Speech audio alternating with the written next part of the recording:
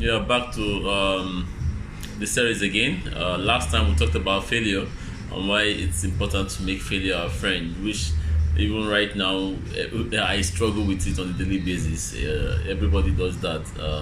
Don't forget that the whole essence of this podcast is to communicate validity in you who is watching it, because I understood the challenge is that people are not validated from within them, and then the internet age is not really helping matters. Everybody feels like someone is doing better than them or stuff like that. Everybody's time is different. And apart from that, apart from the fact that everybody's time is different, we are all humans and we all pass through the same things. We all have emotional problems, we all have physical problems, we all have financial problems, even to the richest man. We all have lots of problems. I think vulnerability is the key, and that's what I've offered myself for, to make myself kind of experiment for this, and to give you hope that yes, if someone like this, or who is actually living, or who is actually living in this country, could have passed through all these things, how much more you were. Back to the topic that we were talking about. I was out of secondary school, an accomplished person with my O level. My O level result was intact, as in an excellent form. Pride fell over me as one of the best in my own level at 17 years. Nobody was really expecting it from me, not even my own friends or myself. And my school was a very, very disciplined school. It was a seminary school. There was nothing like expo or special centers. So it was really surprising. Nobody was expecting it from me. Nobody. Because I wasn't really a serious guy in school, and I always fell from one trouble to another, which made me kind of popular in the wrong way. You know, the results wowed everyone, and I felt like a genius, doing what other people do, what other people have done, and even doing it better, and not even expecting, doing something I was not even expecting for myself. I really thought life was that way, that once you succeed at something, you become a success all through. I rapidly developed a habit of nothing they happen in anything I did, because I was thinking that even if I didn't do anything, I will still maintain that position as a successful big boy. Well, not long after that, I sat for my entrance examination into the university, popularly known as JAM. Then, before now, there was no UTME, and right in front of me, I did less than expected. In fact, I failed. I had 210 as my aggregate score, and it was nothing near the cutoff mark for admission into the school that I was rooting for. Which I wanted to study petrochemical. I tried faking disappointment people around me, but of course I know I didn't study for the exam. I made myself believe I was already a big boy, and as such I did not need to study. I did not know that the things I watched from the TV were opposites of the real life, direct opposites of the real life. I lied about my score. I tried covering up and moving on so that people will not notice what has happened to me. I accepted it and did what most youths that actually believe in mediocrity do when they lose out on admission, trying to pay myself into school with money. These days, even parents support their children into this degenerative habit of irresponsibility. I don't know why, but I don't think it will lead them anywhere. I fell into wrong hands and lost both money and admission. I stayed back at the school I was going to seek an admission and refused to go back. I refused to go back home because I did not want friends, relatives, and neighbors to suspect I had lost that admission with all my boys in. Kilode, what happened? I flowed with everyone around the school as though I'm already admitted. It was a federal university, just so you know, where there was total freedom and nobody cared how you take care of yourself. I was on my own. I found accommodation with the person whom I lost money through him. It's a very weird world. I asked myself, what on earth can I do? What on this earth can I do now to make me get into this school as soon as possible without my friends at home and my family members having the slightest idea of what has happened to me? This was era when getting to the university is not as easy as it is right now. It was just the beginning of special centers, so only very privileged ones had the opportunity to be able to convince their parents then to do special centers and stuff like that, which is very odd. I still see no reason why parents should do that, but nonetheless, I thought to myself that, well, I had an opportunity. I thank God when I heard the school operates a program to admit more students that didn't make the merit list. A supplementary list, the kind of supplementary list, the one already published. Well, one running for his life and sees the thinnest route to escape has no choice. I did no long thing and started processing it. My hopes were high again. It seemed as though I was going to make it through this way, considering the fact that each candidate's requirement to go through needed to be a very good ordinary level result. I was hoping because of that. I had that pride in that result. I was relying on my past successes to fly me to the promised land. At the end of the procedure, after good 4 months have passed, the entrance result issue cropped up again. It's meant to be a certain mark, and I did not make that mark. The blow was just too much to bear, but I somehow swallowed it because it was obvious to me that I lost that year's admission. And not just losing the admission for that year, I had also failed to pick up another form for the next year's entrance examination, which was JAMB, because the sales of the form was already over, so that I can at least be eligible for admission next year.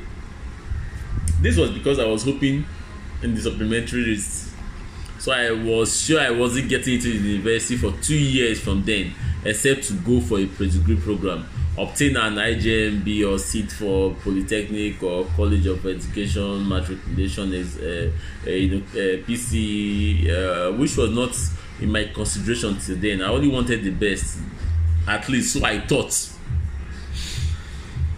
I chose to go with it. I mean, hang around the university and pretend I was a student. It was a painful decision. I told everyone that I was already in the university, and that made me that made all my well-meaning relatives and family members very happy. Then the gifts started coming because they believed that I was really making it through. My parents started sending money through, though not doing so well in their businesses. They had this notion that as their first son, they had to do everything possible to give me the best of education, even if it means depriving my younger ones of quality education, which they never did though. I stayed right there and made friends of different kinds. I had 2 roommates, and both of them were having very serious affair with marijuana, because I've already longed to belong to a particular group of friends since I never had that chance at home. I reasoned that if I did not join these guys smoking weed, they would downgrade me. They will really downgrade me. So I joined them, and the feeling when you dope. I was high. I felt like exploring so many things in school. You can imagine what my reactions were, because I was one of the best dressed young men in school. I littered around the girls' hostels in the evenings, go out with friends to Shayo, join a group called Kegites to show my drinking capacity, made friends with almost all happening guys in school, but I never joined the secret cult though. All these things were happening, and I felt like I was really cashing my phone. I didn't pay my school fees, so I had the money my parents give to me, flexing them like mad. I was a big boy in school until my pocket ran dry. I wasn't doing any odd job. I had no friends who were ready to spend for me the way I was spending for them. Problem arose. How do I get money into my pocket now? No possible answer came. No possible answer came to me except to call home, which was like 3,000 kilometers away, asking for money for such things like textbooks, course registration fees, handouts, and all sorts of school activity charges. The money always came because of my parents' disposition about me and their ignorance on how the school system operates and charges. They also never visited me during the processing of my admission that later flopped, so I always lied to them, knowing there was no way they could know. Well, what else could I do but to do it the normal way? I was really enjoying myself. As usual, the pocket ran dry, and this continued for a while. I stopped and thought to myself, if I continue this way, where will it lead me to? You know, my friends will graduate and have degree certificates while I become a squanderer. This has been my desire from childhood. I desire to be a victor in life, not a victim of any circumstance. Someone people would look at and say this is a typical example of a true success. This thought was an eye-opener for me as I began considering my footpaths and tried to project the future for the present. I started searching for things to do that would provide solutions to my situation. You know, something I could do sharp and have a positive change in life. I felt that the only way to counter the effect of my not getting into school that year was to pursue financial security, since that is the reason most people were in school. So I thought, to graduate and go begging for jobs with their certificates. That was my thinking. I started searching for ways I could do it. I met my friend whom I lost my admission runs money through, because he was the one who was supposed to be handling on my admission process for me. I would prefer to use the name Diego. That's not his real name. His name was Diego. This is not his real name for privacy issues. You know, after we settled and started staying together, we made plans as fast as we could. We did a lot of cheating then, from telling little great lies to people and collecting huge sums, to as far as making negative threats to people to get what we want. Well, though peacefully. We realized we were getting deeper and deeper into this and going down. Diego had my characteristics. He was weird, keep it straight kind of attitude, and was good looking, outspoken, and well dressed. So we got interested in almost the same kinds of things and issues. We were really into this. I mean, we were learning and doing all things, right and wrong, and your guess is as good as mine. We fucked up a lot of times. We were ready for the consequences. This was not funny at all to both of us. So we decided to leave the school environment to research and ponder more on this kind of activity happening around us. You know, where one sees something, feels it, and can't be able to get it, especially money. We really wanted to make money, seriously, and we didn't mind the process it would take to make it. We just wanted to arrive at the end.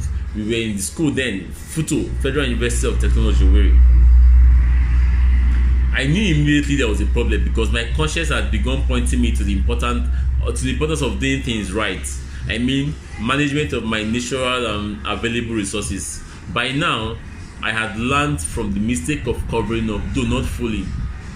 I decided we should nip the problem in the bud, else we might find it difficult in the long run. Though not so easy, we picked up a particular book and went in for it. This is the journey I really needed to travel. The journey on the path of becoming one of the world's richest. Yeah. Because if I have to be the rich, you know, if I have to be rich, I have to have the mindset. I should understand that the mindset comes first, you know, and that's what I thought to myself then. I really loved the thought of knowing I could do anything when things seemed too hard. I sank into that thought. It was happening in Nigeria and Africa as at that time. I never wanted to be a slave to anybody. I also had friends that lived the kind of life we lived, but did not possess the kind of problem we possessed. At some time, they mocked us, saying, both of you are not in school and you are having this kind of dreams. It will be impossible to make it true. Just come down and lay low for 5 years. Come down and lay low for 5 years. So by the time you graduate, you have a job and at least you'll be eating. I knew that Diego was not strongly registered in school, but I was reading that someone who thinks the way he does, you know, can really do something about his admission if he wanted. But we were just falling alike. We came into contact with a book written by Napoleon Hill entitled Think and Grow Rich. Did we read that book? Yes. And we acted on the things contained in the book. That book threw a light on the kind of thought we have brain. Well, we moved on, but not without the transformation the book had given to us. I thought we just knew it, and that it could not work except in the Western world. Diego was also thinking this way. These were practically personal experiences that I passed through.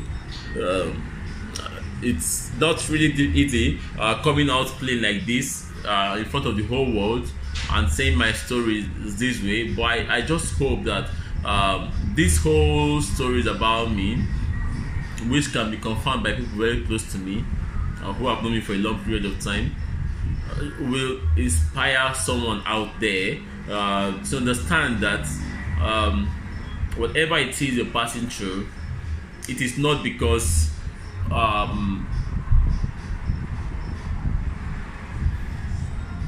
someone in the village is pursuing you. It is not because there is a God up there who doesn't want you to succeed in whatever you are doing.